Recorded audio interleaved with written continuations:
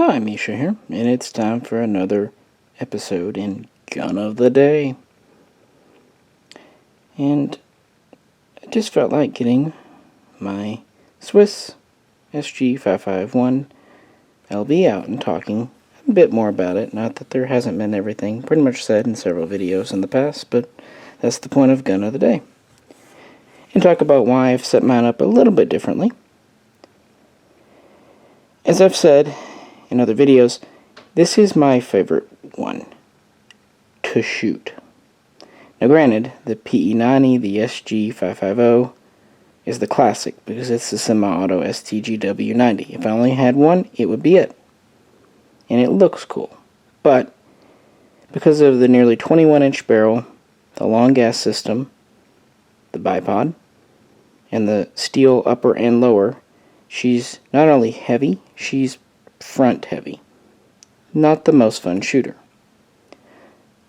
Kind of the reverse of that, the SG553SB is neat. It's very small, very compact, still reliable. Who doesn't love prong flash hiders? But of course with the 9-inch barrel, its utility is limited a bit.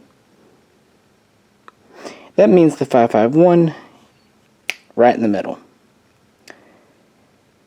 The only problem was, when JDI first imported 551s, they were the SB variant. They came in as pistols, and they had the 14.3-inch barrel. And that included a fixed flash hider. Now these flash hiders on the guns are internally threaded. So you had two options. You could either SBR the 551 SB, but for less than 2 inches, that never really seemed worth it to me. Or you could screw on an extension like those made at the time by Michael's Machines. My God. I know it's supposed to be Audi, but it's hard for me because I went to school with someone named Ott, and that's how they spelled it, so same name, pronounced two different ways. Sorry. So there was a bit of an issue with the original barrel length of the 551. But the LB is great, because this was developed in the 90s so that the carbine could mount a bayonet and launch rifle grenades, and also just to give it a little more range. When you include the flash hider, which is a single piece barrel, the overall length is 17.8. When you don't count the flash hider, it's right around 16 inches of actual rifling / chamber. So you get a good length for 223, 556, but you get the shorter gas system of the 551, which saves a lot of weight. So this to me is just that nice in-between feel. It's funny that the SiG 556 is based on this barrel length, but it doesn't have the hump for the grenade, and it doesn't have the fixed flash hider. It screws off. And in fact, Jay's going to do a response video to this one. He's already done a Gun of the Day on his 551A1, his SiG Sauer USA one. So he's going to kind of comment why he went with the US version. I'm going to talk about why I went with the Swiss version, and we're both going to agree that either choice is a good choice, and we're not here to knock either one because, money. And I started off with the SiG 556, later a 551A1, and how much I like those is what inspired me to finally get a Swiss one. That and the Swiss guns just got more affordable. They're still expensive. And the American guns got more expensive, and they're still expensive. So, in for a penny, in for a pound at that point. But again, I picked the 551 LB because you don't need to put an extension on. It's perfectly legal as a carbine. So you can have a folding stock, which really helps with shooting comfort. This is a 551-2, meaning it has a 1-in-7 twist. And this is the more modern style. It still has traditional diopters, 2-position gas regulator. After there, Swiss cross on top. It still takes the old school scope mounts if you want to go scopey. But it has the newer black ceramic style finish, and it has the alloy lower. Now lower, this is the first mod I made. This is a Swiss NATO lower, which means it takes AR-15 magazines, which is kind of more like a SiG 5.56, but I still think it's a little more elegant. I had these for a pretty good price with the stock on them, but no worries, I still have the original Swiss mag lower. It's not going anywhere. Definitely will keep it because it is serial matched to the gun. It's also alloy. That's how all of these 5.51 LBs came in, so that's there. I just wanted one that would take standard mags, and since this is more of a police carbine than a Swiss military gun anyway, why not? I think it looks alright. And just because another why not, I put on the NATO bayonet lug to take a M7, M9.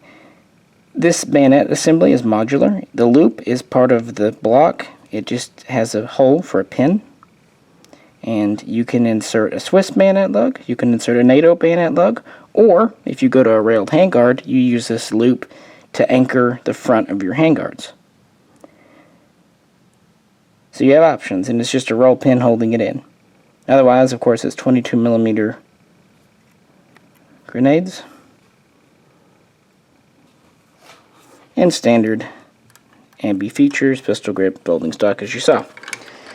So I really like this configuration, and these are rare. You don't see many 5.51 LBs. In the 90s, a few came in via Capital, but they were parts kits. And JDI so far has imported exactly 50 plus 1. They've brought in 50 for the market, which all sold by pre-order before they even hit the shores. They were all configured with alloy lowers, black uppers, and diopters. And he brought in one more for himself. So there's a total of 51 5.51 LBs in the country as of early 2020. And that's really it as far as the factory guns. This is a specialist production gun, even over in Switzerland. It's not a standard type thing because it is a nice configuration. Now in the 80s, they did import a 5.51 SP carbine.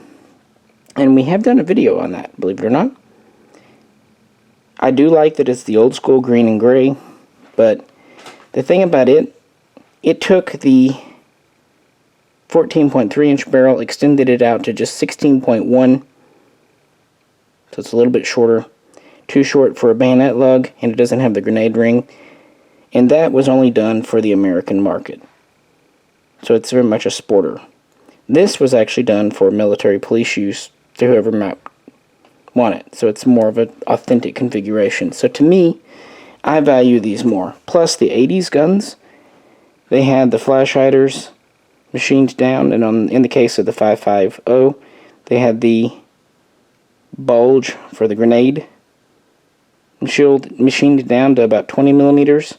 And they even machined the little loop off the base of the gas block, which is just annoying. And if you replace the gas block, then you're messing with that super expensive original gun, so pass. These are still made in Switzerland at the same factory in Neuhausen that has always made them. They went under the name SiG in the 80s and 90s. In 2000, because of different changing times because of the end of the Cold War, SiG, the company, divested itself of its firearms division. To be fair, it started off as a wagon manufacturer anyway. Now today they're in frozen and preserved foods, believe it or not, and containers for them and such. Anyway, they sold off their firearms division, and it did like a virtual move and became Swiss Arms Neuhausen, SAN, although they're still in the same building, have the same machinery, and even had some of the same workers still there. They did, of course, have to downsize, laying people off, because the early 2000s were not a good time for firearms, before the war on terror and everything really spread around and all that good stuff, plus tons of Soviet gear still on the market, so how do you compete with nearly free? But they did work on developing new things. They came out with the 7.51 and 308, 7.62 NATO, and they evolved the 5.52, which had issues, into the 5.53. So they started to kind of come back around 2007, 2008. And at the beginning, M+M, Colorado Gun Sales, imported some 5.53 pistols, and then GDI hit the scene in 2015, and then in 2018, these LBs came in.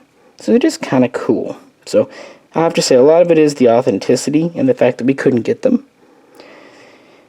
They are very well made. Maybe not quite as well made as some people think, because these are still military guns, so you're still going to get a little play between upper and lower. That's just how military guns are. They have very good sights, but they're still military sights. They have very high quality barrels, but, you know, still military. But yeah, these, if you pre-ordered with adapters, they were $3,400. Okay. But when the 5.51A1 came out, they were a little over $1,000. Cool. Definitely a lot cheaper. But these days, the 5.51A1s, since they took them out of production several years ago, are $2,000 plus. If I'm having to pay $2,000 for a US-made version, I would just as soon toss in $1,500 more and get a Swiss one. That's just me. You don't have to worry. You know what it has. And the thing about the US guns, they're not bad, but right out of the gate, you need to do some things. You need to get some good iron sights for them, because the ones they come with are rubbish. That costs money. I do not like the US handguards, so you need to get Swiss handguards, and that's like $150. I don't like the flash shiders that came on them. I'd want a Swiss style. That's money. They don't come with bayonet lugs installed. That's a little extra money. So by the time you kit out your US gun, you've added a few $100 more. So that's my logic and reasoning. Also, I just like Swiss guns, and I've never had any trouble moving one if I need to, you know, to make a payment or something somewhere else. They seem to hold their value well. They're well respected.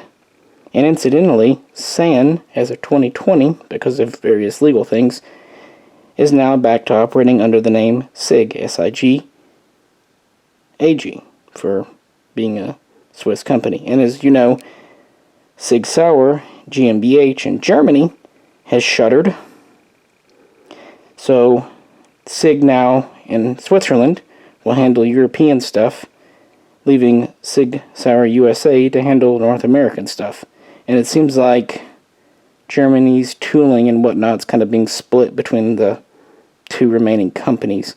The three were nominally independent, although they're still under the kind of the same umbrella group, the Luken Ortmeyer group. But SiG USA